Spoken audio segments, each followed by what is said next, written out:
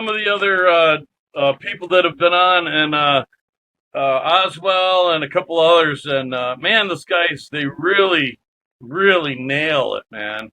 I think it's amazing. Yeah, well, everybody's on their own ride, right? But you know what? One thing I noticed on here so far is everybody seems to be real chill and in tune with themselves and relaxed and matter of fact. You know what I mean? That's good to hear. I wish it was like Yeah, that I keep, everywhere I'm yeah. around, but it's surprising. I'm right in an area where it's just everybody's just like coming unglued and right on the edge, and I'm like, Jesus, you guys, calm down. I don't know. I'm sorry. I didn't mean to bring up any negativity right away, but it's just like I 2 blocks Doesn't away. matter. Let her rip. 2 blocks away, I saw a sign, big old sign in somebody's yard, and it says "Abolish ICE," and I'm like, well, not only are you alerting us to abolish ICE, but you're putting yourself out there as a mark because they're going to watch you now. So where exactly are you? Whatever. You're in British Columbia? Yeah, I'm on Vancouver Island right now, about almost halfway up Vancouver Island on the west.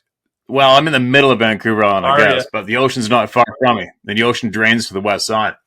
But I Awesome. had a look at the map at Flagstaff, and you guys are actually what I would consider, looking at the states, fairly almost rural. You know what I mean? Oh, yeah. It's called a border town because most of the land that's surrounding it is by the Navajo people. So the Navajo tribe, a lot of the Navajo influence is here in this town. However, the pushback on them is all these white liberals. There's a pocket of us that are, not going down that road. But my wife's Navajo. We've been married 28 years, Oh, nice. and so I've got some insight, like when you're talking about Native Americans and how for thousands of years or generations or however you want to put it, their insight and how they see things and how their non-Western religion input has influenced them. Well, not so much now, but over the centuries, and the way they see it, and how my wife teaches me. Like we just got some puppies and we're training them, and they're basically training themselves because of the way that we show them love and affection and feed them and get them into a routine. And it's just like you just watch them grow, and you're like, wow.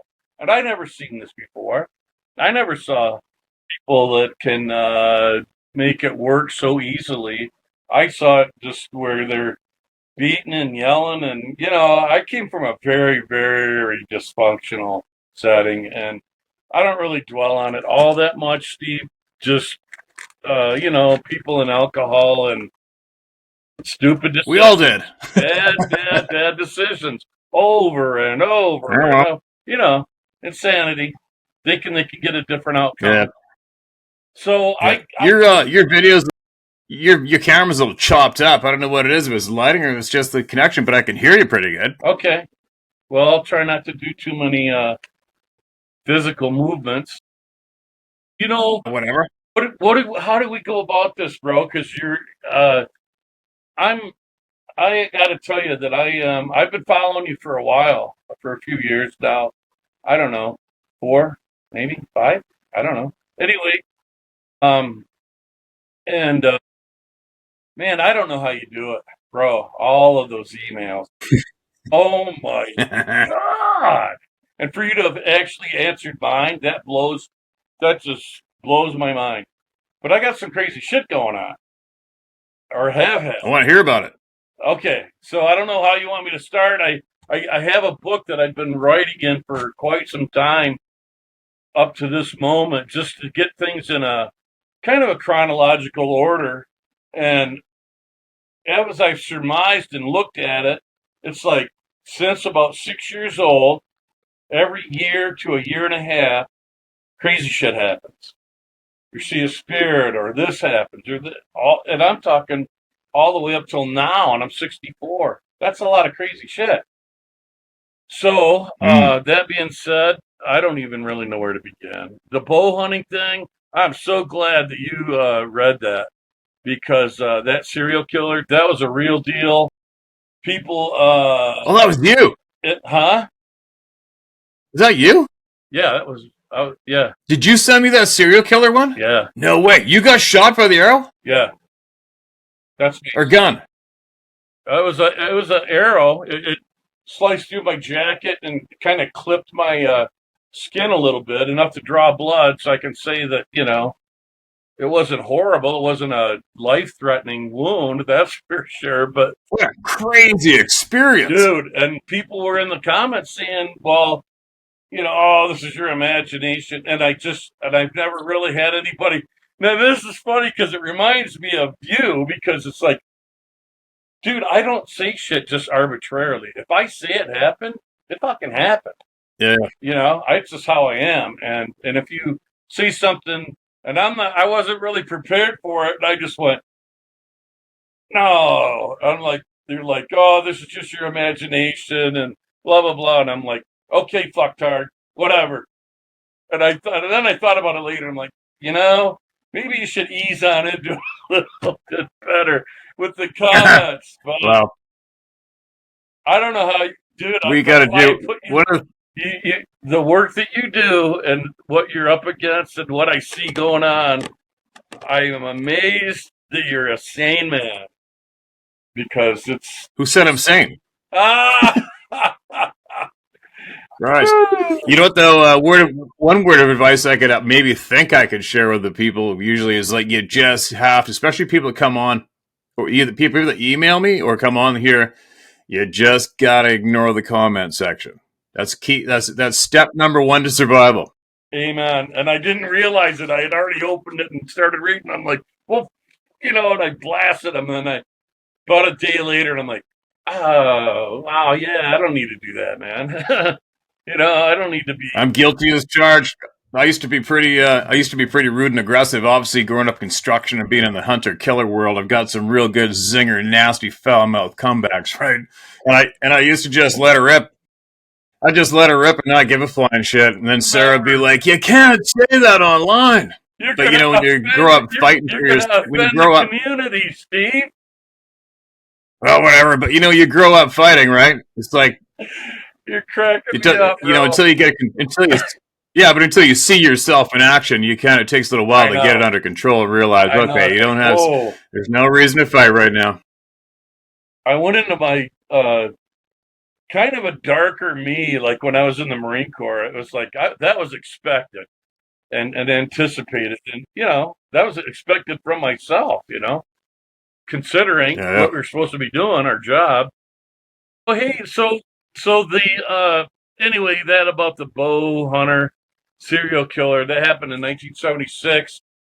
I was 14, and you read the whole thing, so I don't have to recap it. But just about no, just give it a quick rendition because there's like hundreds of thousands of people here. So what I remember wasn't that guy out seeking out bow hunters and yeah, killing them or he had been something? doing it for years, and that was Shit. my first year. 14 years old. That was my first year of bow hunting. My foster dad, Ron, Oh, uh, took me every Saturday. We'd go out at the crack of dawn and shooting arrows at a fiber bale, and it wasn't a compound; it was a longbow, and I got quite good with it. I had good groups, and one morning it was really crisp. It was cold, and it was getting close to bow hunting season, and I pull out my bow and string it, and I go up there and I start shooting, and all of the lamination just comes apart right in front of me. I'm like, huh? And he goes, you got to unstring it before it hurts somebody. I'm like, oh yeah, like myself. So I unstring it, and he hands me another bow, and it was a lot stronger bow. I don't know what the pull was. I can't remember now, but I just grab it. Boom, my groups didn't change, so I'm like, it's just a stronger bow. So that's kind of cool. Anyway, yeah, this guy just showed up. I was sitting at my bait pile. I'm at a ground blind. Uh, I carried out a little coffee can with the holes punched in it and a coat hanger for a handle full of charcoal that we soak down in light so that you can keep your hands and somewhat warm while you're sitting there. And had some coffee waiting, and this guy comes rolling up just at daybreak, and his truck right up to me, like, geez, I thought he was going to run me down. And just started telling me just crazy shit. Oh, you'll hear about me on the radio. My name is George. His name wasn't George. And that was about, I got a lot of comments about, well, I looked it up and there's nobody named George. And I'm like, okay, I'm sorry that you looked for George. I don't know the guy's name, honestly.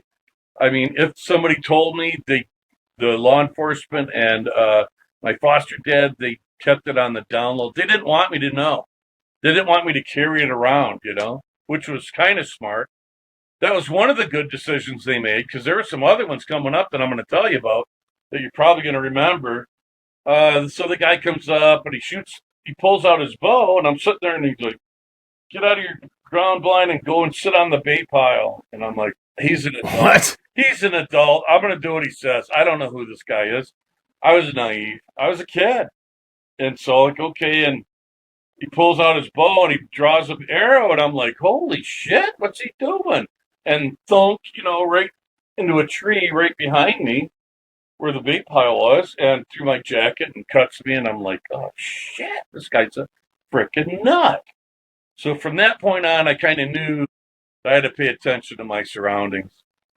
And I mentally noted what truck it was. It was a Ford. It was silver and blue. It had a cap on the back and the year, and noted where his tire tracks were. And while I'm sitting on the bait pile, he pulls out a Polaroid and takes a photograph of, and he wanted me to hold up my deer tag. So he takes a photograph of me and then, peels it off and then shakes it and then sticks the deer tag and the photograph inside my front left pocket. And I'm like, and he's still talking or yammering on about how famous he is, and you're going to hear about me on the radio. And I'm like, okay, okay. Then he started asking me some personal stuff. Like, he goes, well, what are you doing out here? I go, this is my first hunt. This is my first bow hunt. And he goes, and you're on a bait pile? And I'm like, yeah, that's how we hunt, right? Cut corn. I got beets, sugar beets. I got, what else? Corn, sugar beets, apples, and, to draw them in. Oh, that's no way to hunt. That's not the way to hunt. And that's what his beef was. And that's why he had killed these guys, took their deer tag, left their body on the bait pile, and then moved on and then went silent. And he had done this for like 4 seasons, I think, or more. Several hunters had died. So he... How many people? Pardon me? How many people did he kill? I think 7. It could be more. And I was probably on the list, but he started asking me these personal questions, and I go, oh, well, this Ron's my foster dad. He goes, why are you in foster homes? And then I gave him the story of how our family split up and whatever, kind of a brief history. And I go, but Ron's taking care of me. He's my foster dad. He's really cool. And I'm talking him up and stuff, and I could see him welling up. His eyes were tearing up. And then he said, well, I got to go. Abruptly jumps back in his truck and wheels out of there. Holy shit, man. And when he took that Polaroid, he peeled it off and I think he wanted to save it. He didn't want to leave any evidence behind, but he dropped it, and it was a gust of wind blew it under a pile of leaves, and I saw exactly where it went. I mean, I was in the zone, the survival, fuck you, I'm going to live zone. And anyway, so my foster dad shows up like 3 minutes later, and I look over and I'm like, oh, I thought you were George. He goes, George who? And I'm like, you didn't see George leave in that silver and blue pickup truck? He goes, no, I didn't see any truck. And there's only one way in and one way. I'm like, how in the hell did he not see this guy? How in the hell, unless he knows another route and went that way? It could be. But I was just like, okay. So he goes, well, who's George? And I gave him the rundown. I told him everything. He's like, his eyes are bugging because he knows who it is. He knows what's been going on in that area. So he buries me. He makes me lie down on a pile of leaves and throws a camouflage tarp on me, buries me in the leaves, and then he's telling me, "Don't move, stay here till I come back. If he comes back and discovers where you are, head to that cornfield and run your ass up and keep running until you can't run no more. And we'll find you. Don't worry about getting lost. Don't worry, we'll find you." And I'm like, okay. Where was he going? I didn't really understand what the hell he said under his breath as he was running away to his truck. "I'm going to get the state police, but I can't have you with Why me." would he bring you I with him? know, fuck you, take me. What the You know, fuck? but he was worried about because he was going to drive erratically and fast and reckless. I got you. That outweighed arrow in the skull. I don't know, you know. Wow. So he left. Hey, it'd be like this. Here's my asshole side. It'd be like, what? A serial murderer just about got you right here? Okay, I'm gonna leave you here and I'm gonna go get help. I know. Right? I realized it later. I'm like, I'm laying under the tarp, man, and I got wire hair, like you have said, wire. I'm just like, oh shit, oh shit. My head's kind of tilting forward. Oh my god, oh shit, oh shit. And then it got warm in there because it was warming up. The day was getting heating up, and I fell asleep, and I woke up about probably a half an hour later. It was that long it took them, and they pull back the tarp, and there I am, and I don't know if it's him or who. I don't know what's going on, you know. I don't know if it's Oh my Georgie. god. I don't know if it's Georgie Porgy or what, you know. So I jump up and I'm like fists, right? That's like it's gonna do some good. And there's state troopers standing in front of me and detectives and my foster dad Ron, and I'm like, oh, whoa, whoa. They're all okay. It's okay. It's good. We're here. We're here. So I told him everything, found all the evidence, like the arrowhead that he hit the tree and sliced my arm. He unscrewed that and took the arrow shaft with them, and they took a saw and cut out that section of that tree and took the arrow rod tip and actually found fingerprints on it. Then they found more evidence on the Polaroid pull away tear paper, whatever the hell it is. On that, Right. the picture he wiped clean, but they got then they got the tire tracks and the description of the vehicle, and he had this blonde wig on, like curly Q, Shirley Temple kind of looking shit. This is a freaking movie script. Oh, and then his hair was sticking out underneath of it, you know, seriously grayed out. Uh, Obviously, the guy was at least 60, maybe older. I don't know. And he's got this Shirley Temple wig on it, like it's gonna, and a hat, like it's gonna, some kind of disguise. And let's see what helped. So the detectives and the state trooper uh, told me that this site where I was, that I helped them disclose where all this evidence was the most evidence they had ever retrieved at one of these attempts. And I was like one of two attempts where the person got away. But he was a murderer, man. And why? And then later, the state troopers, my foster dad told me to go into into the basement and turn the AM radio dial to 1240 or whatever it was, to SAM or whatever the hell it was. Anyway, the state troopers came on and said, "Yeah, we got the guy." The neighbors started smelling him. Evidently, he took his own life, and we found all the evidence and everything that showed that he was the crazy bastard that was doing all this stuff. But they put it on the radio just for anybody that had the families and anybody they had contacted them and told them to dial in because we didn't have cell radio phones or whatever that shit was. So Wow. that's how I found out that he was done. But Wow. That's but crazy. it creeped me out, man, for a long time. But I didn't talk about it. You think? Holy shit. But it effed me up pretty bad, Steve. I mean, I was like anxiety and neurosis and just I was really messed up, and those are my high school years. And Yeah, those I are went important hunting. years, I think I impressionable years. very, very much so. And so I think I went hunting a couple years later and sold my bow, and I just couldn't do it. I couldn't do it. Oh, it sucks. I was waiting to. And then you run into Bigfoot. I mean, yes, and so when I did go out, I was like, I don't know, 16, and I'm carrying a Bowie knife, and I got another knife over here, and I'm like, and I'm like, ready to kill. Not a deer though. I mean, you know, The sad. boogeyman. It was sad.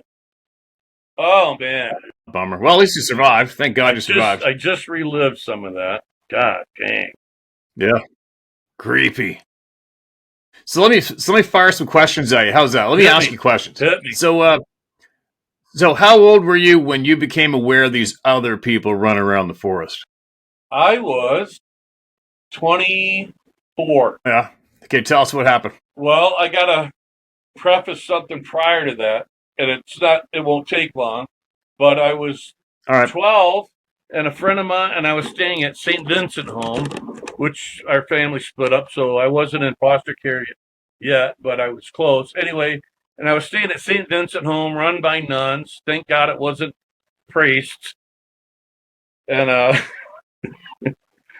anyway, Were they hot? it was so the nuns took care of us, and they ran it like boot camp pretty much.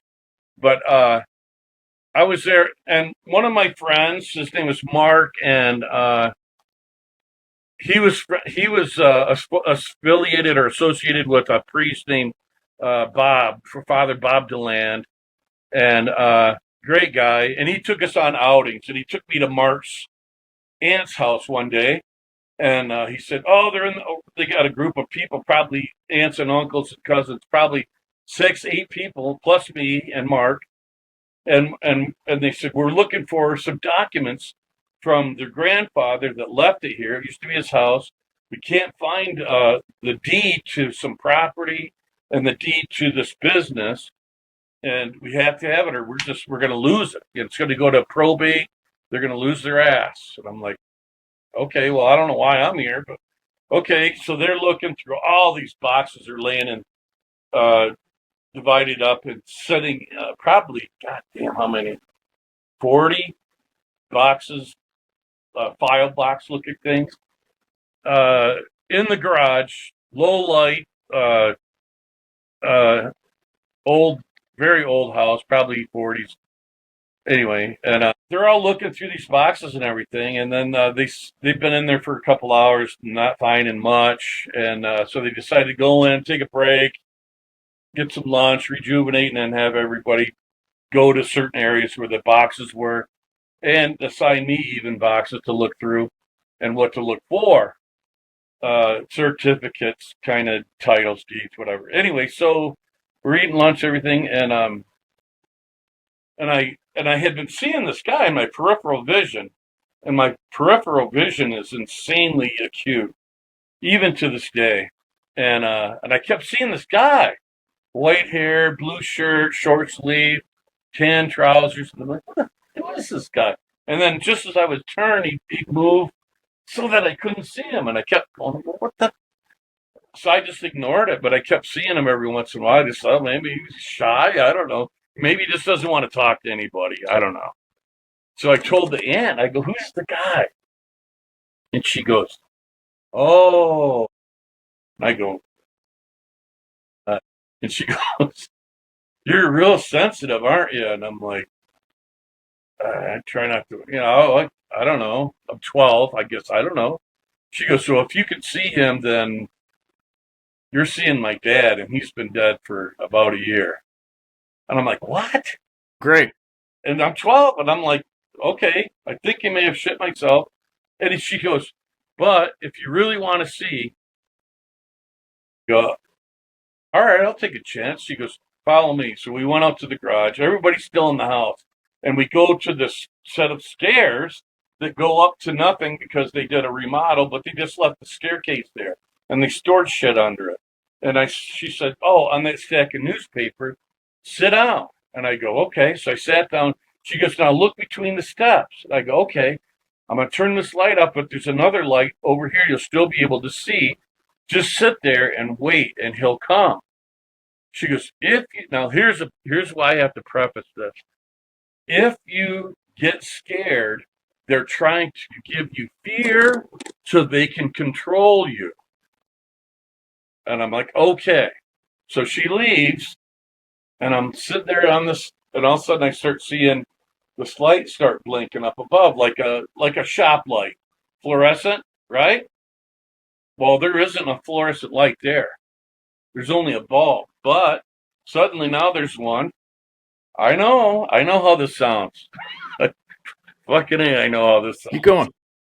Anyway, so the light comes on, and I'm like, "Holy shit!" I'm looking through there, through the steps. I'm looking, and all of a sudden, an opening with this gold-like light comes out, and I see a guy walk down like this, like a staircase, and he's on the floor, and he's looking around, and he's walking, and I'm just sitting there, and I'm like, "Holy shit!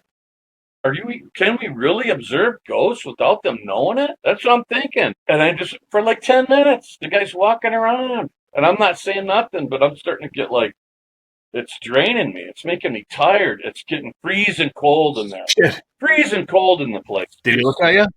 No, not Did he yet. look at you? Not yet. Wait for it. Here it comes.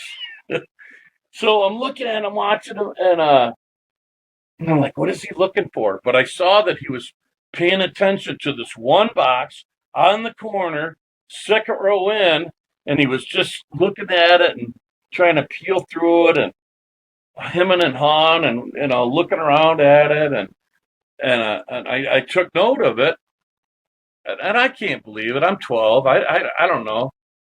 Just I was just a sponge. I was just soaking it all in, and then I knocked over another stack of newspaper, and it went clunk, and he bam, eye to eye, and I'm like, "Oh shit!" I didn't say anything, but wire, sphincter, and I'm like, "Whoa!" And he puts this like not angry, but kind of like disappointed look on his face, like, "Damn, I allowed myself to be seen," kind of a thing.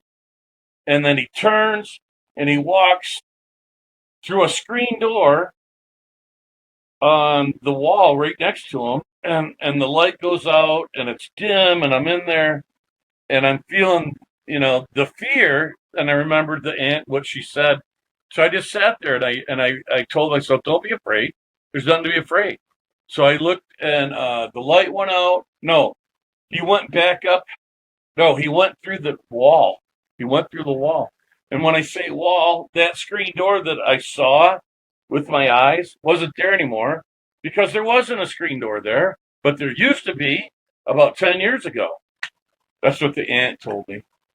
And so I come walking out of there. And then I talked to the aunt, and I'm like, I saw him, and I told her what happened and everything. And she goes, "Yeah, and I told them, and but the other people are all still eating lunch, and they're all kind of scattered throughout the house, but we're in the dining room area by ourselves." She goes, "Wow, that's remarkable. You saw more than anybody ever has other than myself. I see him every day." And I'm like, What? "Yeah, every day." And then her husband came up here. "Are you talking about that spirit thing again?" And she goes, "Well, he just had an experience." "I told you to never talk about that again." And they broke up right there in front of me. She kicked them out. They got a divorce. And I'm over there shitting my pants. So you So can't had she make ever this talked to shit him? up, dude. What? Yeah, yeah. Did she ever communicate with him, talk to him? Oh, the Her? dad?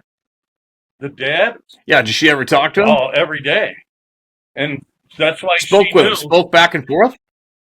every day. And I said, "Well," I go, "well, what is he looking for?" She goes, "Well, that's the part I couldn't really understand.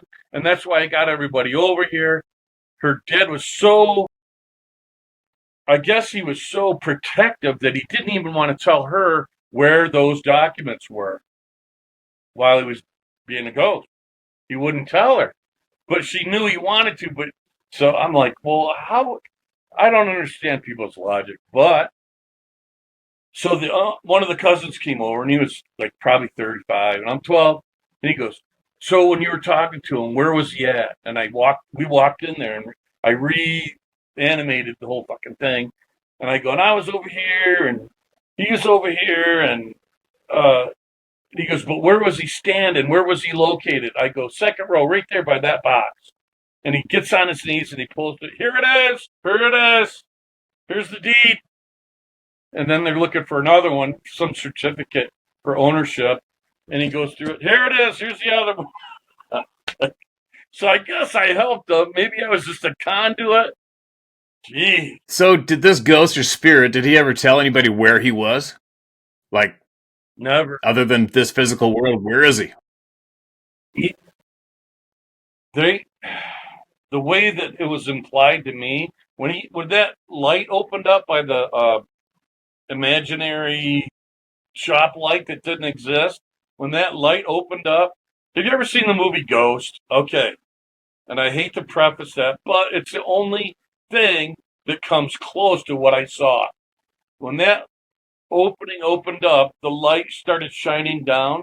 In that movie, when Patrick Swayze's about to leave, and he tells the woman that you're going to love it here, it's beautiful, and blah, blah, blah, and that golden light with those wild-looking beams comes out, that's what I saw. That's exactly what I saw.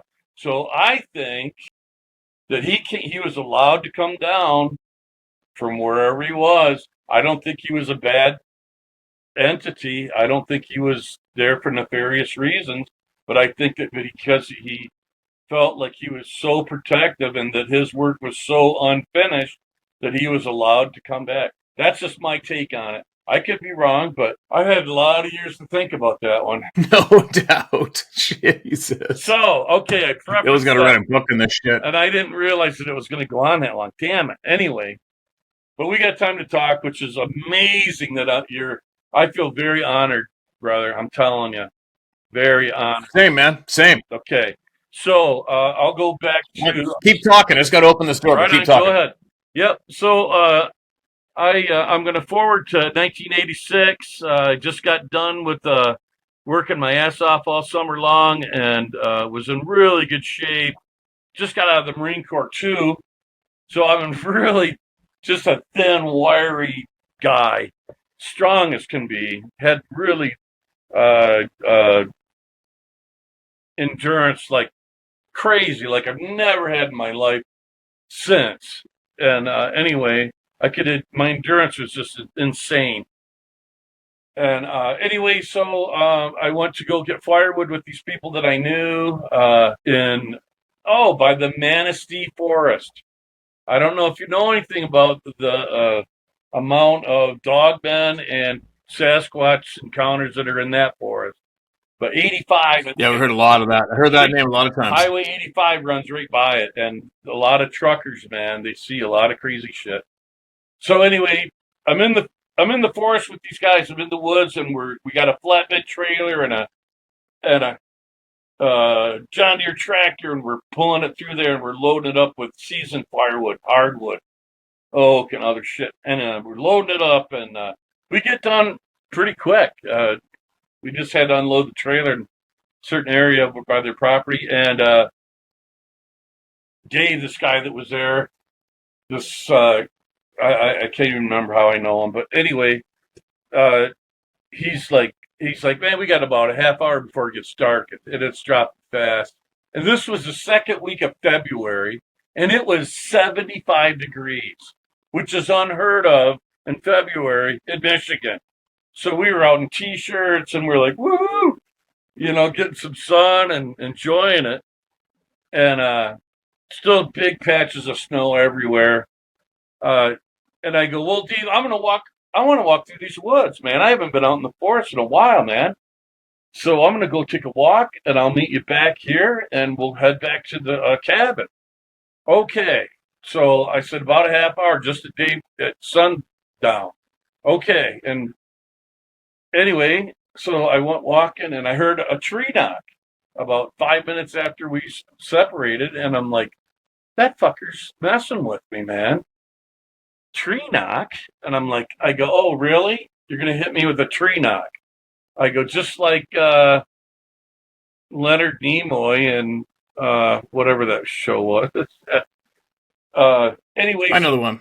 he so I'm like, okay, and I look over to my left, and there's a tree, pretty good circumference, and a lightning strike or burn or whatever, and it's completely hollow.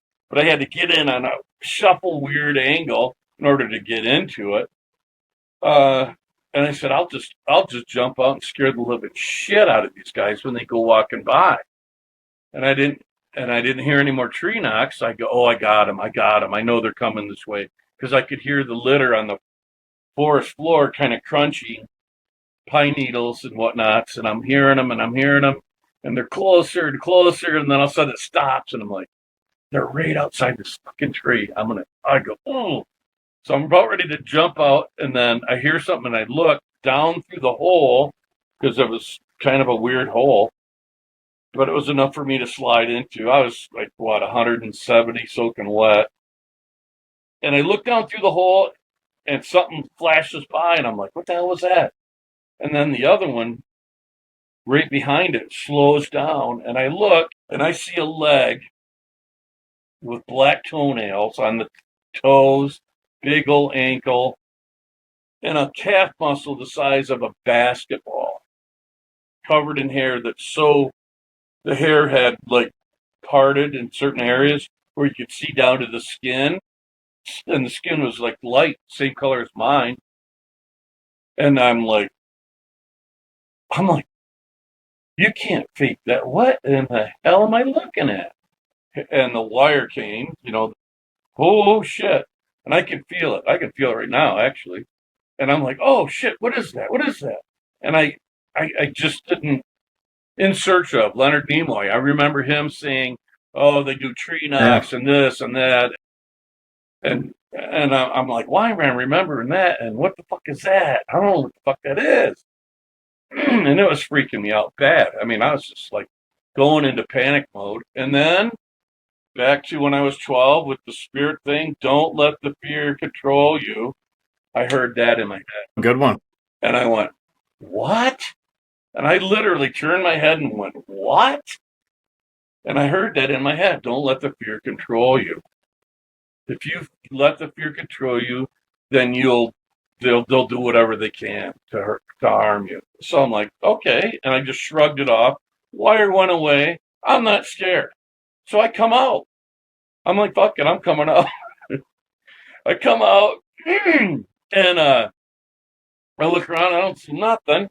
And then I look to my left behind the tree that I just came out of, and I see Dave, face is pale, like death. Like, I'm like, holy shit. I go, what's wrong with you? He goes, did you just see those guys?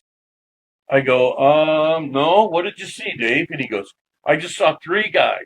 They're wearing corduroy jackets with hoods on them, and they got football gear underneath them, and they were walking that way. I'm like, what? I go, why? Why would they be doing that out here? We're way out in the middle, literally 17 miles from any house that we knew of. And he's like, no, dude, I'm serious. I'm serious. I just saw them. And he was just, he didn't know what he had seen, but it was enough to scare the shit out of him. Because, I mean, how are you going to see football players wearing corduroy jackets, brown, dark brown? And I'm like, I go, well, I got to see it. He goes, I'm going to start heading back to the cabin. And he was just, I was afraid for him. I was like, well, I'll be right there. So I went and I walked, 20 yards, and I looked, and along the swale of trees that we were in was a field plowed and a ditch. And I look, and sure as shit, here's these three guys. Looks like exactly what he says, but they're down in the ditch walking away from me. And one kind of looks back and probably like Patty. Anyway, Really? and they're walking away from it in a single file, hands and scene, and I'm like military almost, and I'm like, what the fuck? And I walked then, and the sun's getting low, really low now. I mean, it's like dark orange sky, and I walk over to where I saw them walking, and it was a 2 feet ditch. What I saw was 6 feet of corduroy guys, when in fact they're 8 foot corduroy guys. And I went, holy shit. So I knew right then, I was like, okay, what I thought was tree knocks and I was going to jump out and spook somebody wasn't that. Oh, one little thing I missed, I forgot. While I was in the tree, I had some mind speak. And whoever it was, whatever entity it was, said, I heard a bunch of garbled stuff and they were kind of arguing back and forth. And I'm like, but I could hear them and I go, I didn't know if it was my ears or in my head. I just heard it and I go, so I just answered in my head and I go, well, and the guy goes, well, you treat us all like we're just these beasts of the field and that we're evil and we're this and we're that because we're big. Really? Yeah. And I'm like, I go, all of us? He goes, yeah, all humans, all of you do, all your people do. And I go, okay. And I go, aren't you accusing me of, aren't you doing what we're supposed to be doing to you, right? And he shut up. But I heard it sounded like an older one, and I could hear it going, like this low laugh. And that's Crazy. and that's when I was like, so they listen to you, they can talk to you, good, bad, or indifferent. It's there.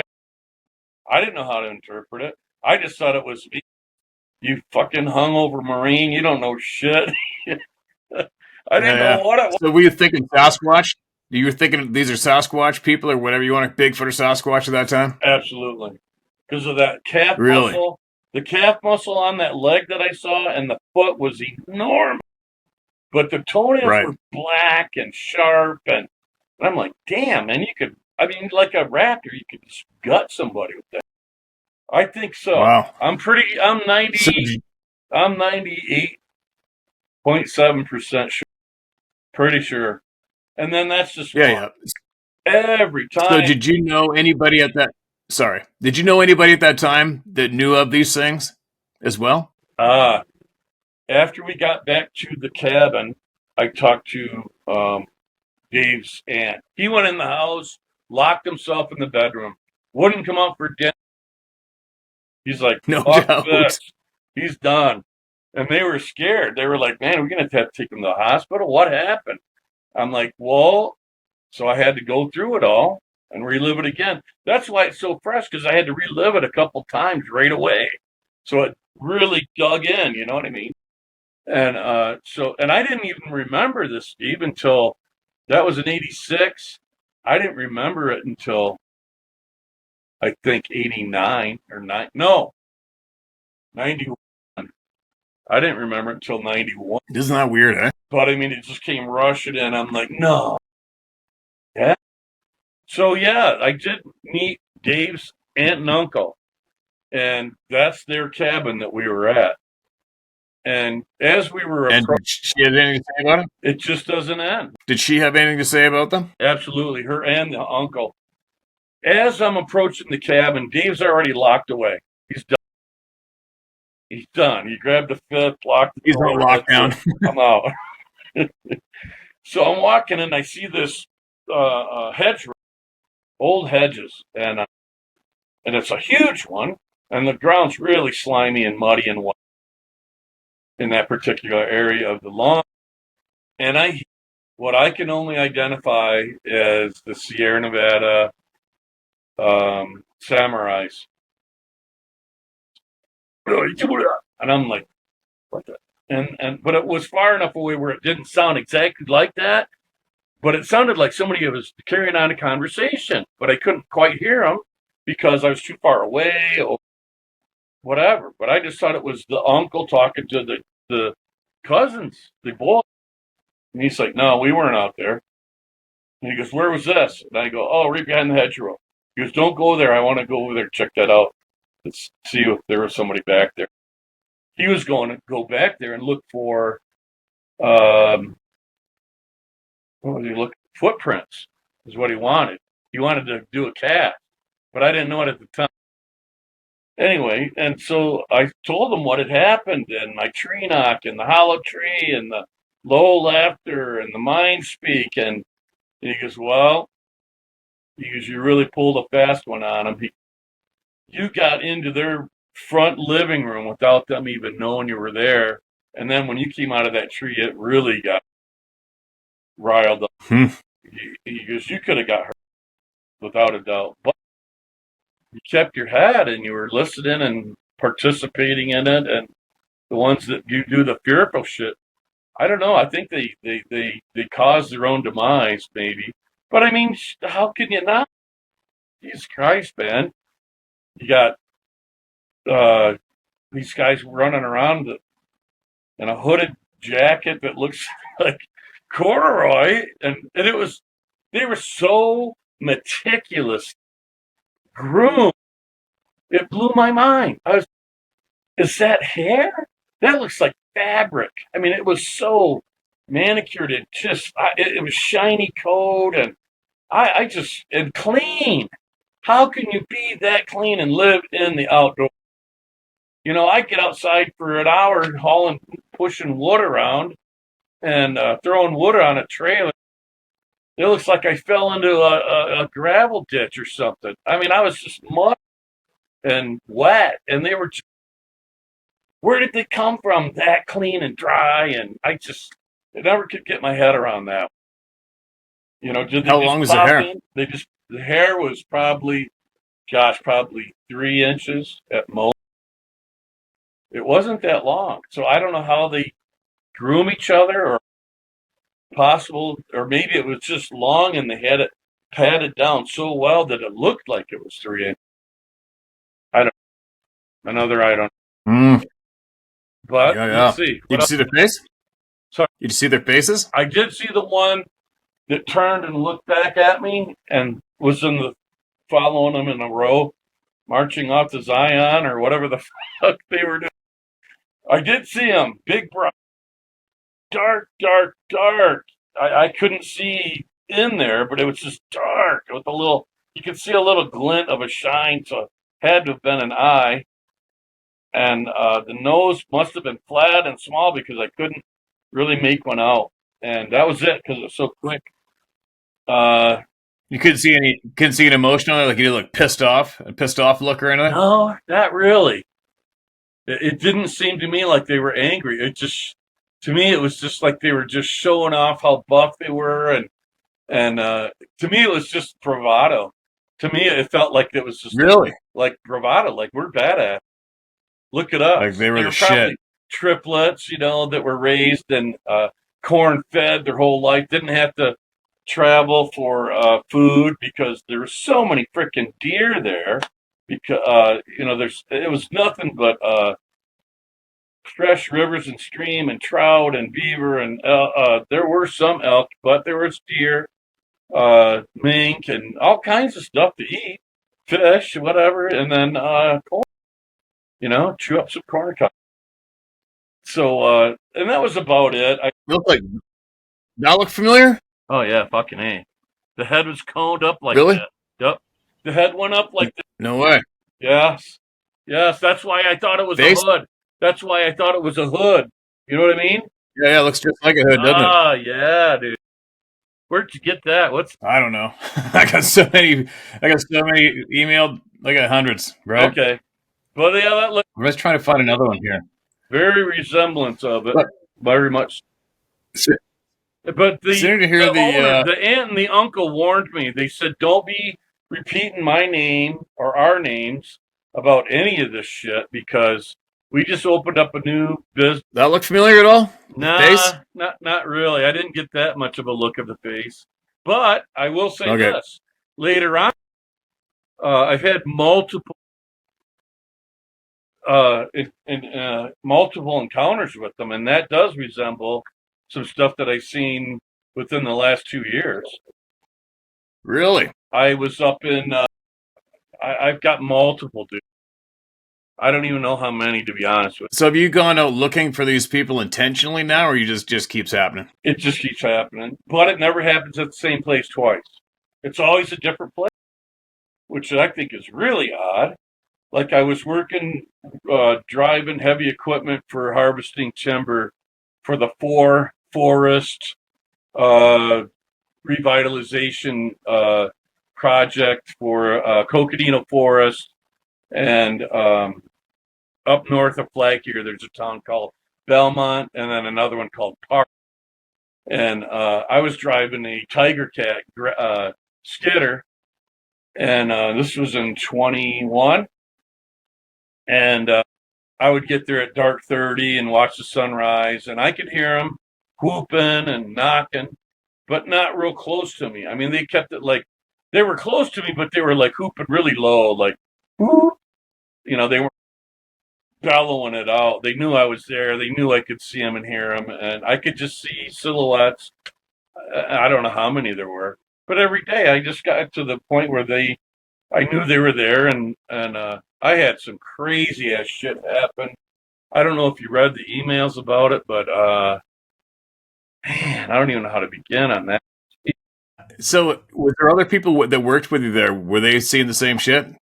Uh, there was one guy. He was in the army. He was ex-military, so he did, but he wouldn't talk to me about it. He wouldn't. He'd say, "Yeah, I've seen some stuff in the forest. I go, have you seen the silhouettes in the mornings?" And because he used to get there early too, because he would run the processor for all the trees that I would skid in, and he would just look at me and then walk away with his coffee. I wouldn't see him till the next day. He just wouldn't talk about it. I just think he was afraid of being humiliated, probably more than anything. And I went through that phase. I got a Go ahead with questions. I got a couple friends. I got a couple friends that scares them more than anything, and that's why they just don't want to talk. They want it to go away. They wish they didn't see it. Well, now that I've seen more of them at various places all over, do you know of? I'm sure you have Flaming Gorge up in Wyoming. You ever heard of that? Wow, Dutch John, there's a lot of trout fishing. Open bow boat, float through there, and they go through Dutch John, and a lot of trout, a lot of bald eagles, and we were up by this place just before Dutch John. We were traveling, me and my, and and this one's significant. We pulled off the road and we went to this little area called Moose Pond. It was a pretty good sized pond, and they had a wooden deck built and outhouses. And we took a break. Not many people around. Early season, early spring, and my wife went taking photographs. And I hear from the wood line, from the tree line, I hear children's laughter like at a playground. And I knew exactly what it was. I knew it was them because I had heard it before somewhere along the line, but I always thought it was my brothers and sisters laughing at me or making fun of me or something. But I sat there, I just stood there, and I'm like, no shit, they're right there in that tree, maybe 100 yards, maybe, and I'm by the road, and the water's all this ice blue color because of the runoff, the flour from whatever, and beautiful area. I mean, just gorgeous. And then I heard it again, and so I knew that. Have you ever heard of that sound? You ever hear anybody tell you that? No, Which one? the one that sounds like kids laughing in a playground. We've heard kids laughing, babies crying, women screaming. We've heard everything here multiple times. Yeah, reported by people. Right. Yeah. So that's one that I had a couple times that day. Let me see. I got to look at my notes here. Well, I did send another email to you. It was kind of off of the topic of these these tribe, these people that we talk about. Let's see, but I have to preface some other things that it makes me so sensitive. I think that people that are so sensitive that are the ones that see them and continue to see them.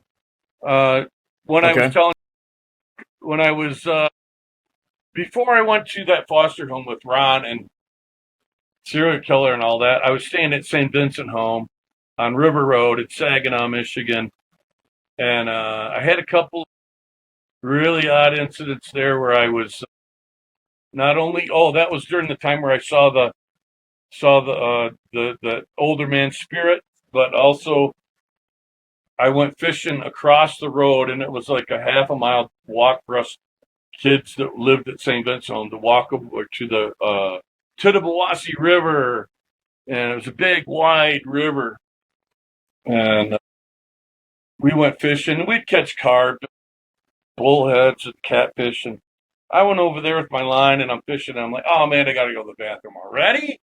So I had to turn about, walk a half a mile, go to the bathroom, and then walk again.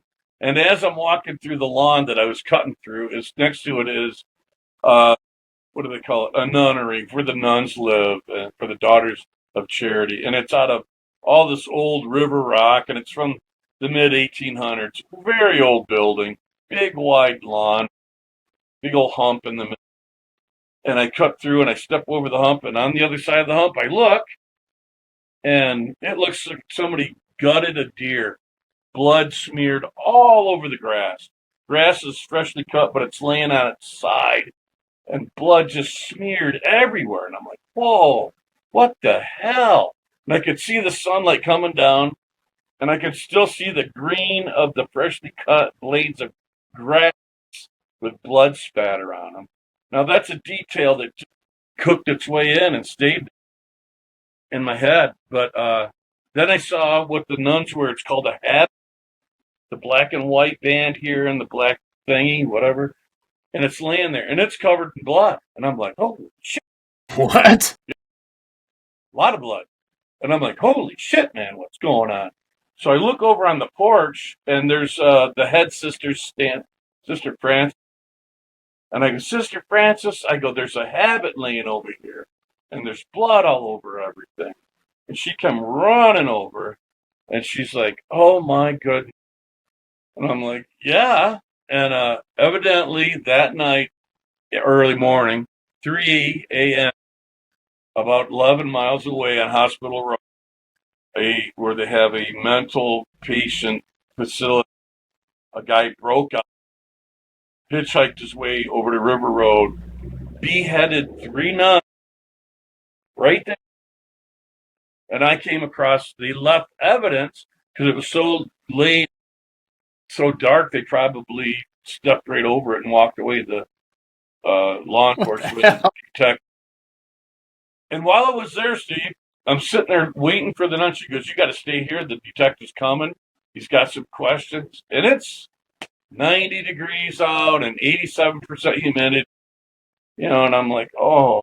So I sat down on a stump, and I'm just sitting there by the edge of the lawn, and I'm just frying hot. And I hear in my head, not in my ears, but and I'm thinking about the nuns that died because I found out before the detective got that, the, Sister Frances told me that what had happened. I'm like, oh my God. And I knew these nuns. I mean, I was there for years, so I knew them. They raised me. And so I'm just sitting there just screaming, holy shit, how did I deserve this? And then I heard them say, don't worry about us. We're okay. We're fine. Everything's going to be good. Just tell them what you know. Everything's, Really? that's what I, That's what you heard in your mind. that's what I heard. And I was like, what? Am I making that shit up? I'm like, what? And sure enough, the detective came. I answered questions, and went back to fishing for. And the reason why I wanted to tell you that is because this is how sensitive I was. I could hear and see things. And it started when I was sick. My best friend died coming running across the street. in Main Street in Birch Run, Michigan, to come over and play in the sandbox with me. I said, come on over and play. And he says, I can't. My mom said I can't go over there because of the traffic. I go, oh, okay. So I started walking home, and I turn around. I go, yeah, but what if you ran real fast? And he didn't say anything. And I went, oh, okay, forget it. And then Seriously? yeah, killed Oh him my God. right in front of me. Saw the ambulance come. Holy shit. My mom comes out. The whole neighborhood's basically out there. And I'm like, Robbie, get up, Robbie. Get up. He's dead. So 2 weeks later, I think I was 6 or 7. 2 weeks later, I go over to, with my mom, Robbie's mom. Her name is Ginny. Ginny Mill. And we went over to see Ginny because she was moving out of her upstairs apartment. And she had a big living room, but behind the high-backed couch, there was a huge wooden floor. I guess they used to use it as a dance floor back in the 30s, 20s, whatever. So me and Robbie would take our little cars and roll it on the floor. And I'm back there rolling my car, and Robbie's gone. And all of a sudden I look, and there's Robbie. I'm like, hey. And we're playing cars, and just like normal. And he goes, shh, don't tell anybody I'm here. I'm like, okay. We didn't talk. We just playing with their car. I'm a little kid. That's what we do. So, and I'm talking to him, and he goes, you're talking too loud. They're going to hear you. And my mom goes, Patty, Mike, what are you doing? Who are you talking to? And I'm like, I'm caught, right? I'm caught talking to a spook, but I don't know. And I go, it's Rob. She goes, what? I go, he's right here. And she screamed at the top of her lungs, so loud, Steve, that the neighbor called the cops because she thought someone was being murdered. Oh my God. So holy shit. The cop comes, and my ears are still ringing. Ginny's crying. Robbie saw my mom scream and ran through a wall. What the hell? And I'm like, and the cop comes and he's telling me, he goes, oh, this is just a memory. You didn't really see Robbie. And I'm like, yeah, I did. No, you didn't. Yeah, I did. Back and forth, 20, 25 minutes arguing with the cop. If a kid that's 6 years old is going to continue to argue, you might want to start listening. He didn't want to have, and he walked out of there pissed and disgusted that I would. I'm like, no, man, I stood my ground. Now, I don't know why I did that. If somebody or something maybe compelling me to do that, I don't know. I saw, and nobody believed me. And my mom says, how do you know it was Robbie? I go, because we were playing with it. And I rolled the car, and I go, look, you can see that his car's right here. And you can see 2 little tracks in the dust that went underneath the car. And then there was the car. His mom goes, that was one of the first things I packed in the box. I'm like, well, there it is. God. I can remember all this. Right. So, anyway, so did you have anybody to talk to about all that? I don't need to preface any more shit. I think you get where I'm coming from. That's all right. But one question, though, did you have anybody you could talk to about this shit openly or learn about it at the time? Anybody you could relate? I didn't remember it for a lot of years. And when I did, I got clean and sober. I stopped drinking, and I started having these flashback memories. One of them was 1980. Oh, okay. That one was one. Gotcha. And then the guy, when I was 12, the old man, and that document shit, that was it. So I had a bunch of, that's my ring. You know those guys? The dropkick Murphys? Anyway. So I did. I started having flashback memories after I got sober. I don't know. I think that I drank so much while I was in the Marine Corps and while I was growing up as a young man because I didn't want to hear it. I didn't want to remember any of that shit. And I started remembering. For sure. And I was drunk for many years. No, it's common reaction, common way for people to deal with shit. But I didn't even know I was dealing with shit. That's how bad it was. Wow.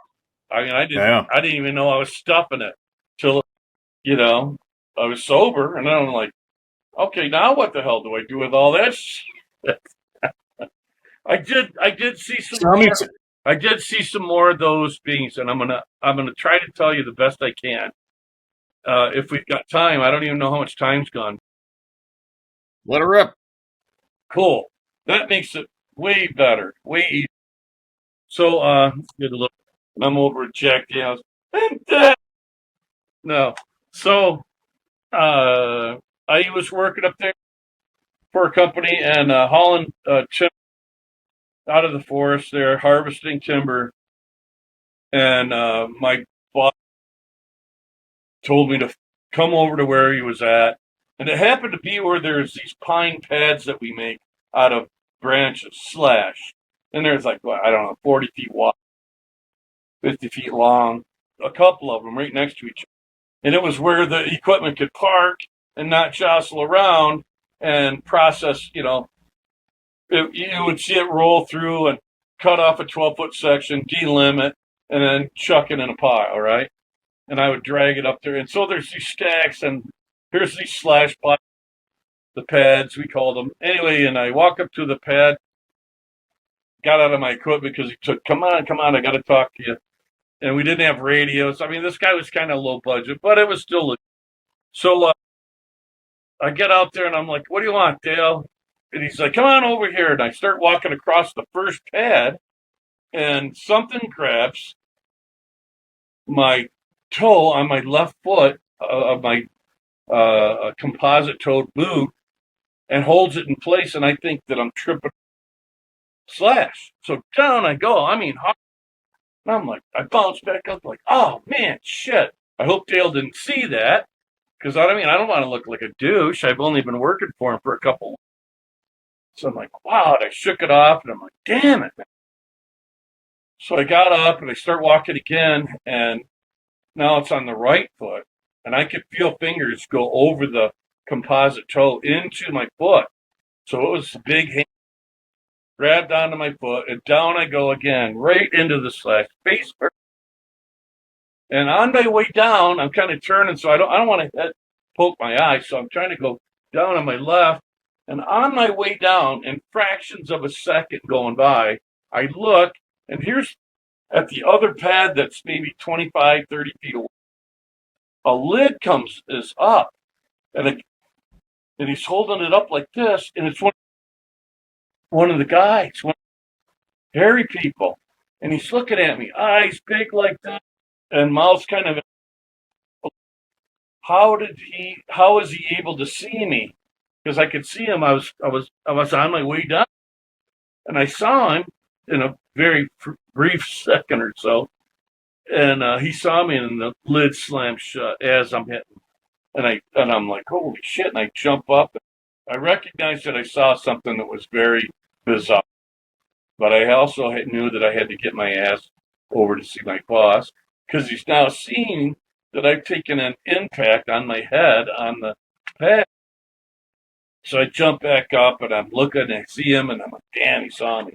Anyway, and I get over to him and he goes, I do that almost once a week. Don't worry about it. So One thing is confusing for me. What do you mean? What do you mean a pad? And what do you mean a lid? a lid, like like something had woven a lid, like a rectangular, like basket kind of weave, 2 by 3 foot pan out of the pine, out of the pine branch. So you're in the fallen buck, like you're just fallen, freshly fallen timber all around you. Yes, it's all been cut down. And Okay, gotcha. when I say the pad, it's actually all of the branches that we pack down, Gotcha. 20 feet wide, 35 feet long, so we can park equipment up on top. Well, there's two of them, Now I'm about seeing it. 20 feet Gotcha. between them. So I go down on this one, and on the other one, that little lid woven trap pops up, and this creature standing down in there looking at me. Now, it might not have been way wide open, like 3 feet or anything. It was enough for me to see his face and his arm holding that trap door over his head. and I'm on my way down. Weird. And I'm on my way down anyway because I'm going to impact the ground anyway. So that's really fast, something that happens, and I'm already determined to do something anyway. And I talk to Dale and blah blah blah, and we do our shit, and then 3 days later, all of a sudden I'm eating lunch or something. I'm in the cab of my Tiger Cat, and all of a sudden I remember that, and I'm like, holy shit! I just had an encounter, and I'm just now barely remember. And I was Weird. like, how many times has this happened when I've been out in the woods? So what that dude look like? Like I said, man, he had a big old head. He was really dark, and his eyes were huge, like bigger than a golf ball. Big. And I was just like, and it looked like he was just like shocked that I was able to see him. Like I penetrated through the little web of us acknowledging it, consciously seeing them. And I saw him consciously, and his mouth was in a bowl. It was kind of comical. I mean, it was comical. Really? He was so animated. It looked kind of good, and that's why. Interesting. So like I said, and then I didn't remember it, but then I didn't remember a few other things, and then those came forward too. While I was the goofy one, I remembered I was driving, and I kept seeing something in my peripheral, and like I said, I got great peripheral, and I had been exercising a lot because I use my mirrors a lot because I don't like running into trees and pissing the Forest Service off. They get really bitchy when you skin up trees. So I really worked hard to not do that. So I kept using my mirrors, and I'm looking, and I'm like, what the fuck? Was that an elbow? Big red orange elbow on the edge of a tree, and then over the nape of a neck and part of a shoulder. One time, even part of a jaw, neck, little neck, and then a shoulder. Here and there, and I'm like, no, man, no. Broad daylight, no, no. I'm not. No. It's hot. It's like it's 98 degrees. My air conditioner does not work. Has not worked. It just blows dusty air. So I'm like, I don't even drink water anymore because it has to go through the process of coming through my sweat glands. I would just dump water on my head and keep going. I I avoided a step. I just did it.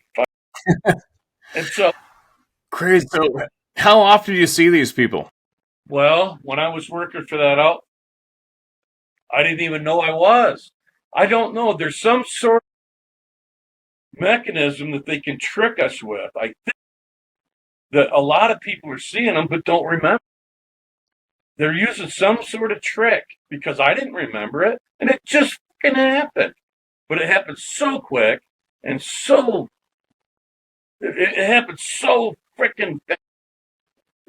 Your mind doesn't recognize it. Maybe because we're dull-witted. Maybe we're so dulled down by the shitty food and shitty water, whatever. That's chemicals and whatever else, whatever, or it's meds or whatever it could be, or maybe it's just the way that they know the tricks of their trade, their craft, and that is they are the stealth god. No, as you well know. They got it going on.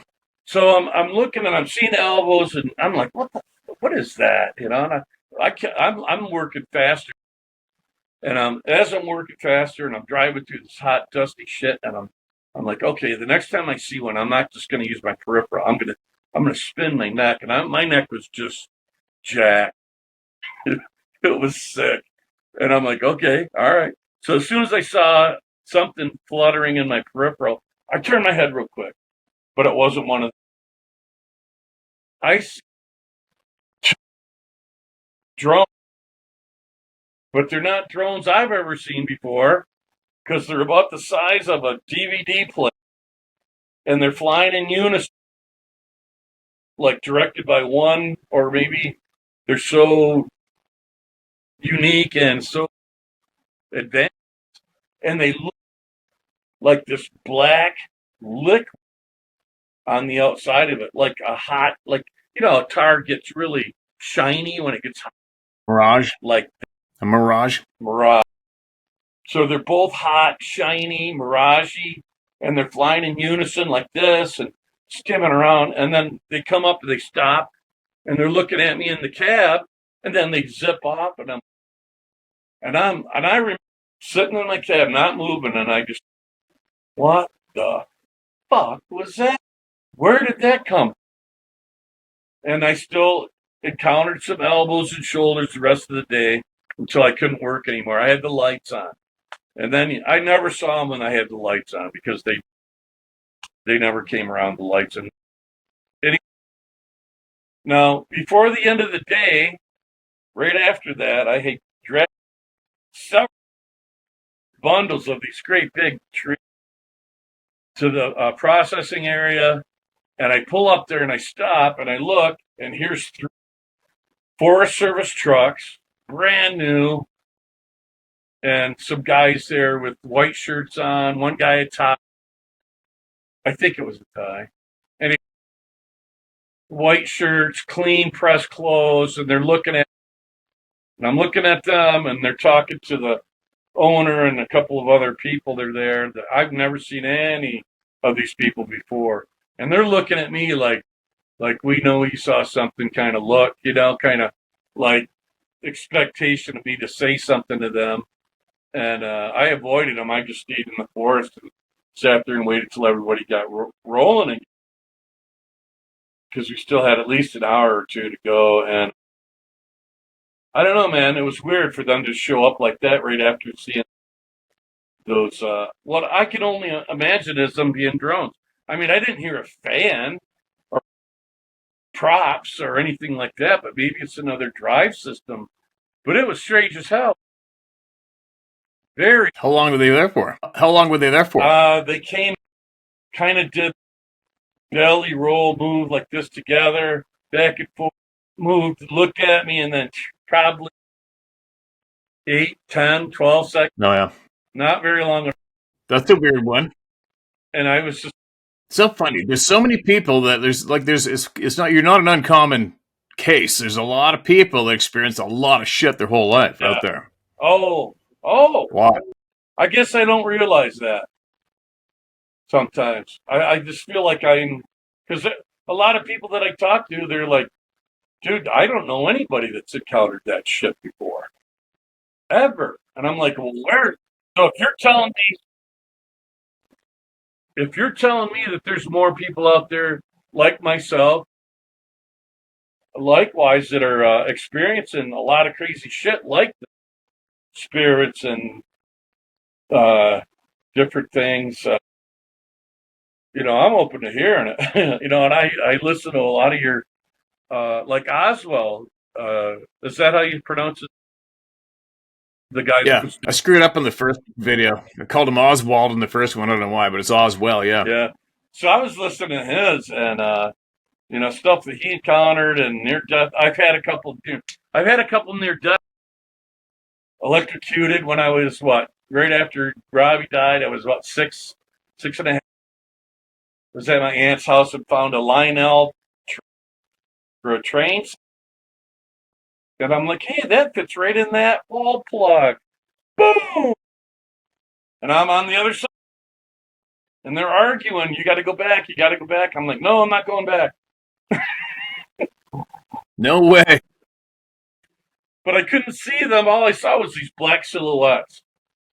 And I guess I was still holding on to the track, just like, but I didn't know until I finally dropped it and fell forward and hit the carpet.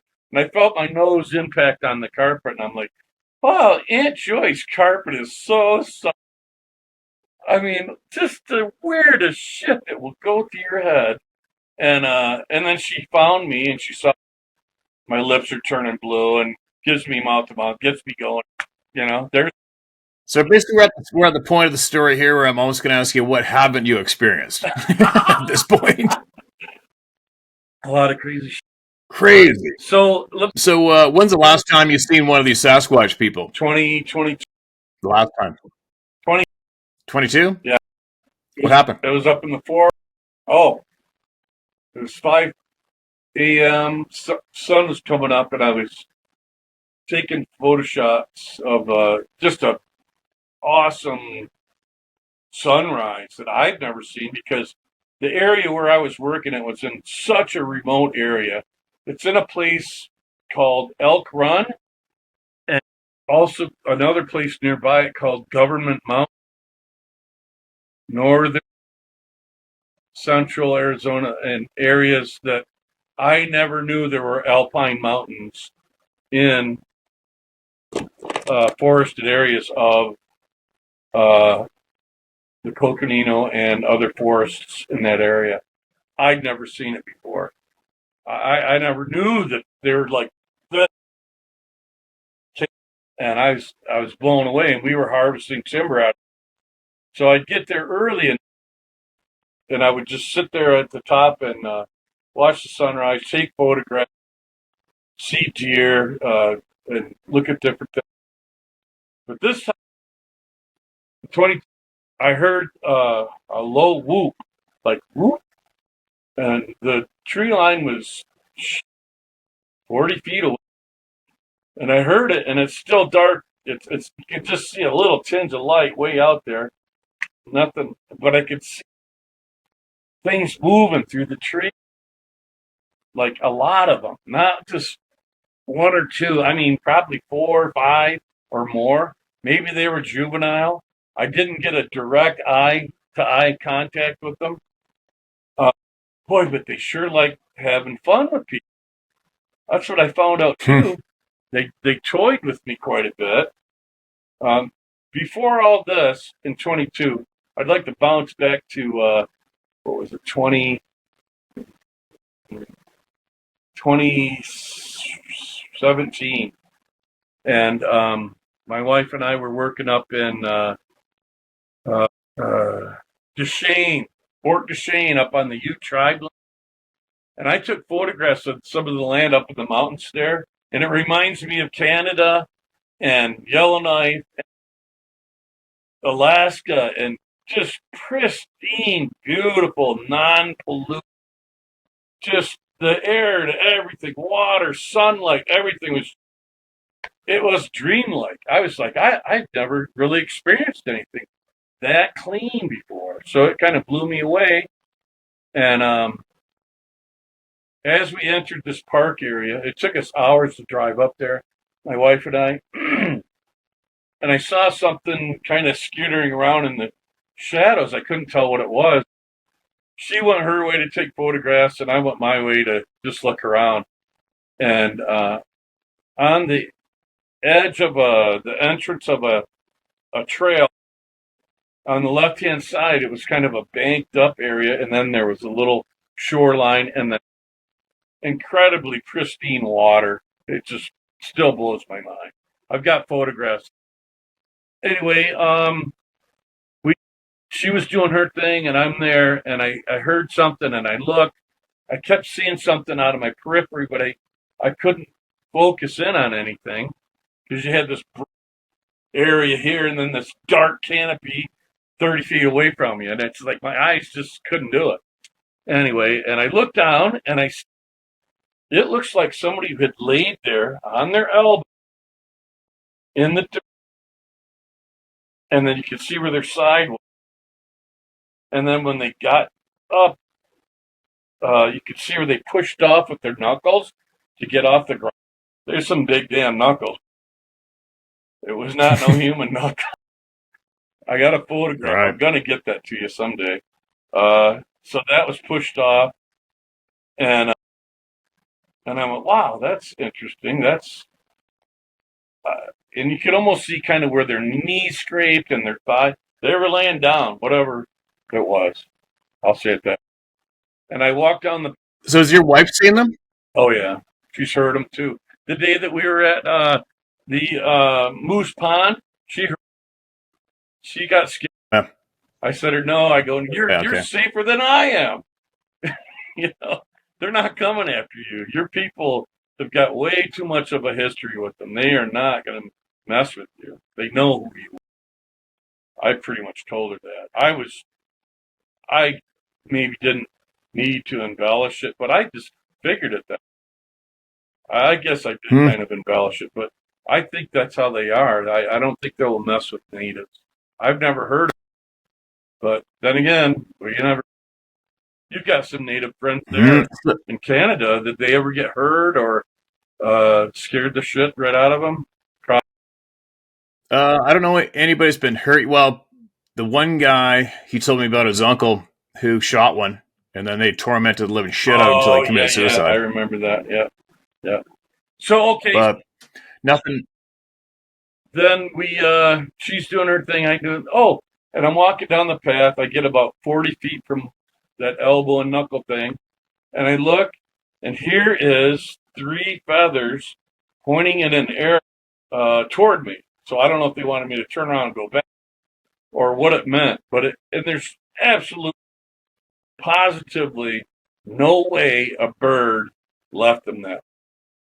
So I didn't see any tracks, and this is like really fine powdery dirt. I'm sure they would have left a footprint if they wanted to, or if they don't want to, maybe they could do.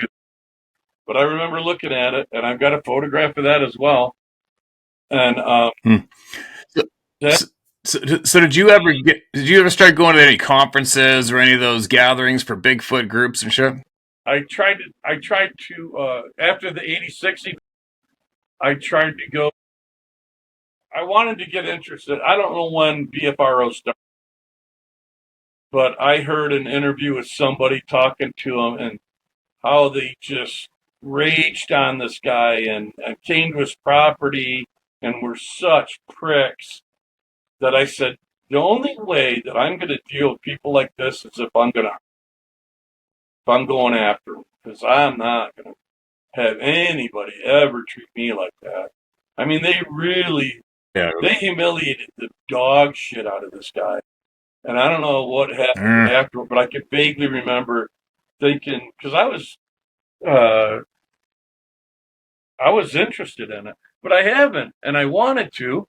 I've seen some of Pilates stuff. I'm a great big fan of David Pilates, and I know the stuff from there because it's way too bizarre for it to be caves, Dogman taking people out of the forest, and I just don't buy that.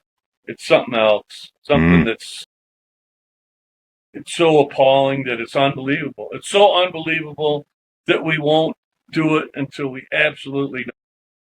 We won't get it until Mm. we absolutely know it because it's so remarkably bizarre. And I don't know how to explain it any better than that, but that's how I think of it.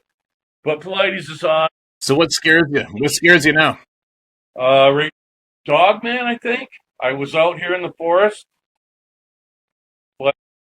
on Highway 180, and my wife and I were on a little hike. I used to take my little Chihuahua Paco with us, and he would run around in the forest. Loved it.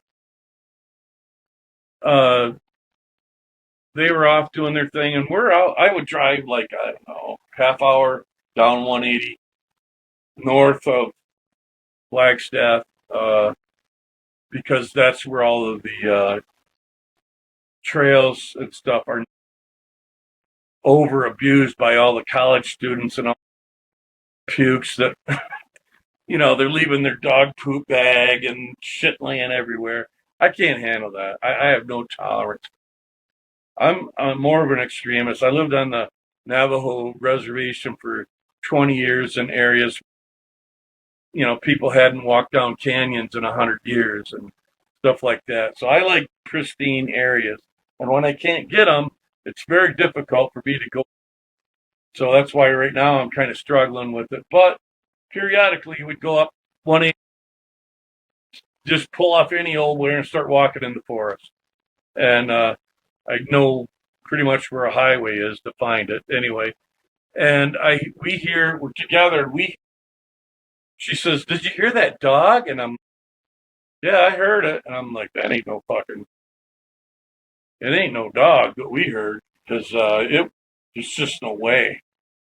The amount of volume and air that was pushed out through barky like growl. No way that was a dog. And it wasn't a wolf. You know, somebody could almost say, "Oh, that was a Mexican wolf," or I'm like, no. I've seen I've seen Mexican wolves. When we were out in the res on Navajo, very very rural area out in the middle of the reservation. Amazing. In fact, there was a filming area for back in the '70s, Planet of the Apes. That's how rural and Oh yeah, very rustic and hardly any plant life in some areas. It looks like the surface of Mars. Uh, right. Crazy. Anyway, so Was there any Navajo elders that you knew at all that you could ask questions about all this? I did. My father, he's passed now, Robert, and he was shaman. He's a medicine, and I asked him about these things, and he was reluctant, but he did tell me he was a survivor of Korea.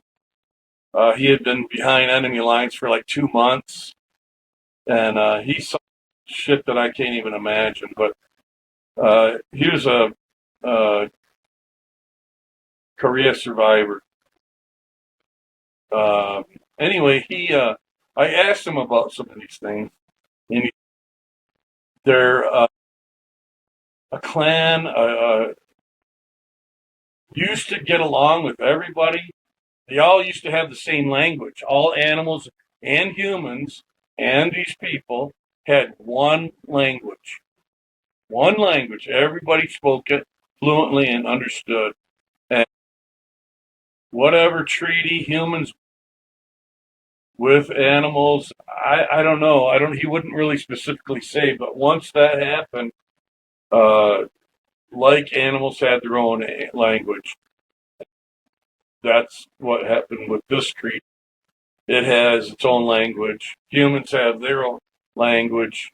Dogs, horses, coyotes, um, and a lot of my wife's in the other room. And there were several that were into black magic and black wicked that they were doing the what do you call it, skinwalkers. And some of the skinwalker stuff kind of overlaps with uh, the hairy people in a way. Some of them were bad, just like there's some bad humans. So I didn't really get a lot from him, but I did talk to other people, like another friend of mine who is Lawrence. He's down in Phoenix now, but he's a roadman, which is a spiritual man that helps people with when they do the ceremonies with peyote and that sort of through the Native American church. And I think they titled it something else now, so I can safely say Native American church. And he's a roadman, and he helps people. And I just recently was able to get his phone number again, so I'll be able to communicate with him again. But I could talk to him about it. Cool. And I Yeah. but I haven't talked to him in about a year. But I'll get a hold of him because he's very knowledgeable and he knows a lot of people out there. Any more questions, man? I'm open because I kind of wander, and I don't know if that's good. Doesn't matter, man. It doesn't mean we're not all professional talkers to potential audience. We're just two guys having a bullshit session. That's all. Did you ever get an email from me, or did you ever read one, or maybe Sarah did, or maybe I don't know. It was about the second serial killer that I. No. What? Okay, I was 14 when the other one happened, right? 3 years later, I'm 17. I work at the Fashion Square Mall in Saginaw, Michigan, on Bay Road, one of the busiest roads into the city of, 250, 275,000. And my graduating class in high school was like, 400? I didn't know any.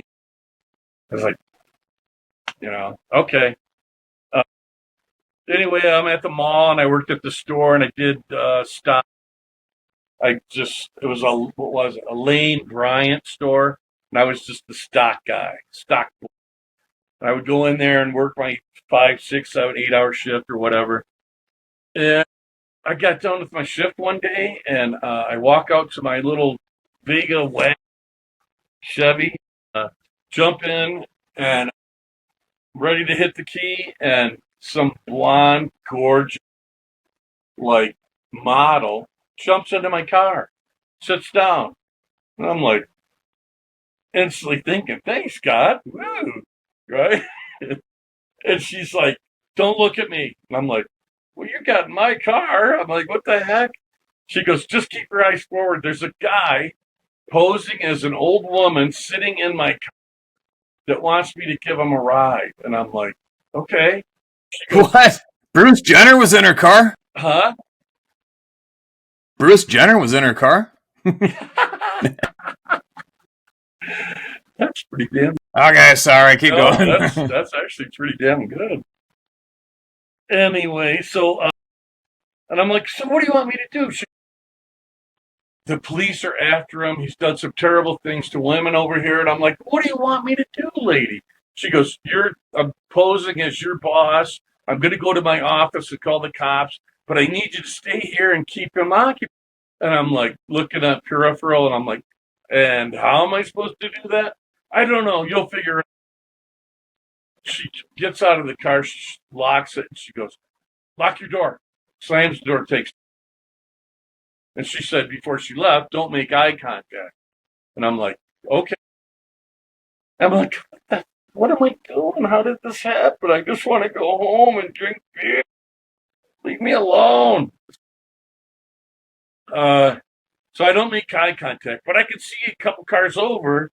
This guy, he's wearing an old lady's like gray wig pulled way down, so it's like right above his eyes, and then he's got a high collared old woman coat, gray wool, and I'm like, this is just weird. So I just sat there and I'm like, okay, all right, here we okay. So after like 10 minutes, I'm bored. I smoke a cigarette and what the fuck, man? Come on, serious. And it's 10 minutes now, 15 minutes, and I'm like, where is this lady, man? Come on. This guy, you can see he's getting a little agitated. He's moving around and out of my peripheral. Oh shit, what's this guy gonna do? And then and I go, oh okay, I'll turn the radio. All right, I'm listening to the radio. I'm smoking. I'm chain smoking now. It's been 20 minutes. And I'm like, oh my gosh. Hi, Mark. This is Steve. Say hi. Hi, how you doing? It's my wife, Marlene. She has to use the facility. All right. So it's been a half. By this time, I'm listening to like rock at the time, anything, Boston, um, uh, any kind of rock and roll music, and I'm like, how do I keep this guy preoccupied? How do I do it? How do I do it? How do I? And I go, oh, I know it. So this rock music comes on, and I'm getting into it like this, acting like just like a fool, like a total idiot, like a young kid would, and it's first time you ever like running with the devil or whatever. So I'm singing, I'm going along and I'm air guitaring and everything and just acting as stupid as I can. And I look over on my peripheral and uh and he's just over there just amazed at the show that I'm giving. Amazed. And I was like, so he's distracted. He's forgetting his timeline of how long he should be. Anyways, fine. State troopers and detectives all descend on this guy like ants. Every door and window, and they're on him, and they pull his wig off, and I'm just like sitting there going, "Holy shit, what did this guy do?" And and they cuff him, and they got him in their car, and they put his wig on, half on, you know, and he's got a 8-inch butcher knife underneath that jacket that he was going to kill that lady with, and me probably before they nail him. Though I'm sitting in the my car, and all of a sudden I got my elbow leaning up against the glass, and I'm like, this is I'm tired. I got to go. I can't take this shit anymore. And then all of a sudden I heard inside my head again, well, we can make his elbow slip, and then he'll elbow slide down and hit the da da da da da da. What was that? Somebody behind the car? I'm like, what the fuck was that? Someone talking to me? So I put my elbow back up there, and I'm like, and all of a sudden it felt like somebody just hit my arm. My arm went down, hit the door lock, and just as it hit the door lock, I heard somebody going clunk, clunk, clunk, trying to open the door. I look in my rear view or my side mirror on the door, and it's crazy ass from the car had wandered over and was going to come and get me with his knife. But I thought the cops already were on him. No, I tried to say I backed before they showed up. Okay. So Gotcha. I'm sorry, my bad. Anyway, so he's trying to get in my door with his butcher knife, and just before he got to the door, my arm slung down and hit the lock and locked it because she told me lock your door, right? Don't make eye contact and lock your door. I'm like, why? What the fuck? I'm gonna leave my door locked. So these are the weird. So how do you know he's a serial killer? Like, what's this guy's story? I found out the detective come over, and sorry to drag it out, but the detective comes over and he goes, hey, I'm still sitting in my car, and he goes, I'm Detective so-and-so, we got this guy. And I'm like, what the hell? What did he do? He's murdered like 14 women. He's a serial killer. What? Where was this? Saginaw, Michigan, at the Fashion Square. What is up with Michigan? I don't know, man. And so I'm like, what the hell? I go, give me more, man. Tell me something. And he's like, yeah, this guy went to Bay City, All Saints High School, which he was like a year ahead. And they gave me some background info on him. Hi, Marlene. And then turns out that he was a serial killer. He had done the same thing. He'd get into people's car. He had been stalking them at their work, climb into their car, and then wait for them and say, I need a ride, and pretend he was an old woman with his collar out. And then he'd juke him with a knife, and then they'd find the remains a week later. So by doing that, I know it sounds ignorant, but by me distracting them long enough, they got cops because it was the state police station was so far away. Regular PD office or station was so far away that by the time they got everything together, the guy was gone, and it happened over and over and over. So he had killed a lot of women. And I've tried to look it up, but I was a minor at the time, so I couldn't find shit. Just like I couldn't find shit about the bow hunter. Bow hunter? I couldn't find shit either because I was a minor then. So I don't know what they do with the file if you're a minor and you're involved with something, but I couldn't find it. Maybe it's there. Maybe there's a certain procedure you have to go through or contact law enforcement personally or whatever. And I even did that. Yeah. So they got him. They told me what was going on, and the cop goes, do you want me to call anybody? And I'm like, fuck, nobody's going to believe me. I don't even believe me. And my brother Mark just happened to be visiting from North Carolina and Asheville. I go, yeah, call my brother. He's over at my sister. And he hands me this radio, not a cell phone, radio phone. And I tell him, I go, man, you got to get over here. You're not going to believe the shit that I'm going. He goes, I don't have any gas. Well, I got money. I'll hook you up. Just get over here. So he shows up. And he pulls in, and there's probably 35 cop cars. All got their lights on. All got their whalers going. So it's loud as shit. Really amped out.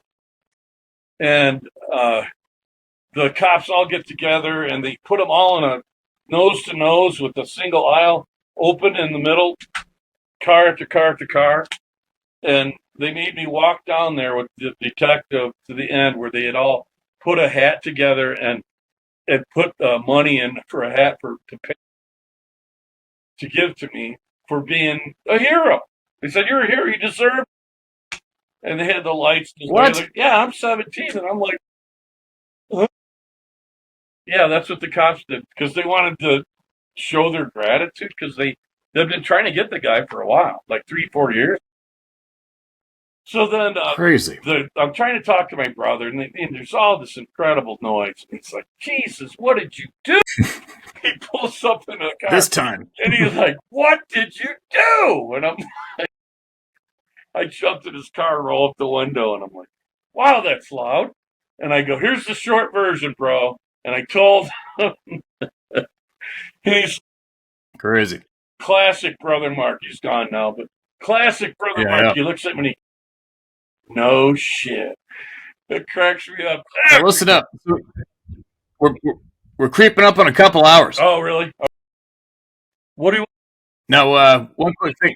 I just got to share some things with you. So you're surprised that there may be other people running around out there that experienced and seen all the things you did. So this is probably the one time I suggest that once this airs, you watch the comment section below, and you'll probably see a whole pile of people commenting they've seen the same shit you have. Okay, I'm writing it. I'm on a lot of meds right now, so my memory's kind of shitty. But not for this stuff or something. That's all right. So I want to quickly go through the finishing of this hurrah that I was at. They caught the guy. My brother shows up. I'm going to leave, and I go to take off. I'm leaving the parking lot. A sheriff pulls up behind me, hits the whalers. I'm like, what now? The detective sees it, comes over. They get in an argument. Whose plate expired yesterday? The cop goes, you don't know what he just did. Get the hell out of here. So he takes off. He burns his tires down to the lug nuts, pissed off. And the detective goes, okay, this is what we're going to do.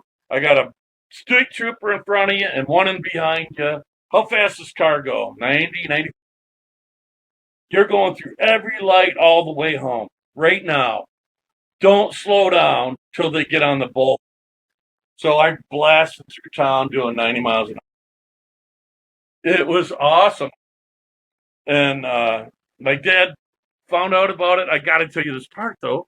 My dad found out about it because he came up from North Carolina and found out, and my sister's saying, is he lying about this thing that happened? And my dad says, and I go, no, this happened. And my dad, well, we'll get to the bottom of this. And he gets on the phone and calls the cops and talks to the detective. And he talks to me, and I tell him a couple things. He goes, yep, that's the guy. He goes, hold the phone up for your dad to listen to. And I go, okay. He goes, your son's a fucking hero. And that's the first time. Shit. And that's the first time I saw my dad. Aw, that's pretty cool. Yeah. He was amazing. Good for you, man. And he said, how did you do that? And I go, I have no fucking... It just happened. I go, I don't... So, okay, I kind of went off on that one a little. This is the way it is. You got so many things going on. Well, I'm going to watch the comments closely. Yeah. I'm really grateful that we were able to get together and talk, man. Yeah, man. Such a huge fan, and all right, thanks for coming on. I appreciate you coming out. I had a great time, and it was great to go over that. All right, now listen up. If you guys something else happens in the near future, make sure you get a hold of us, right? All right, yeah, I've got your info, your contact info, and I've got some stuff coming where there's some Dogman stuff that I'm kind of weary about it. I'm going to take it's in the forest, and I'm not necessarily going to expose myself to anything, but I've got backup in case. All right. Be careful. But it's there, man. And I wish I could have got to a couple of stories about that. There's a couple things that are going on out here in this forest that just don't sit right with me. Well, but go with your gut. Always just follow your gut. Yes, sir. Yes, sir. That's what got me this far. Okay. I got to roll. Take care of yourself. You too, man. We'll talk to you again. Be safe. All right? Thanks. Okay, brother. Later.